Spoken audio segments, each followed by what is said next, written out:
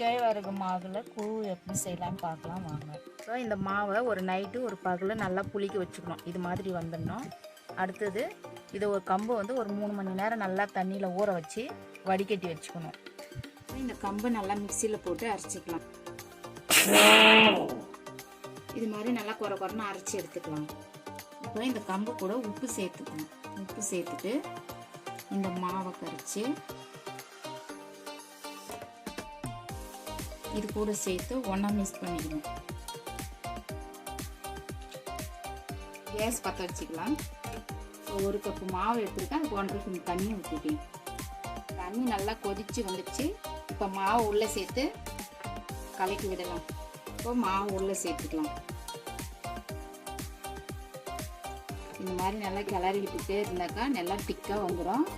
அதுக்கப்புறம் கூழ் சூப்பராக இருக்கும். இது மாதிரி ஒரு 15 நிமிஷம் கொதிச்சு வந்தோடனே இப்போ இறக்கி வச்சுக்கணும். உப்பும் மிளகாயும் இப்போ அம்மியில் வச்சு நல்லா நைஸாக அரைச்சிக்கலாம்.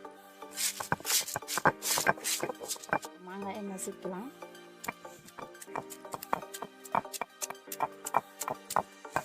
அவ்வளோதான் ஃப்ரெண்ட்ஸ், கூழ் ரெடி ஆகிடுச்சு. தண்ணி ஊற்றி சால்ட்டு போட்டு கரைச்சிக்கின்னு அதுக்கு வெங்காயம் தொட்டுக்கின்னு சாப்பிட்லாம், மாங்காய் தொட்டுக்கின்னு சாப்பிட்லாம். வெயிலுக்கு நல்லாயிருக்கும். ஃப்ரெண்ட்ஸ், பிடிச்சிருந்தா நீங்களும் செஞ்சு சாப்பிட்டு பார்த்துட்டு லைக் பண்ணுங்கள், கமெண்ட் பண்ணுங்கள்.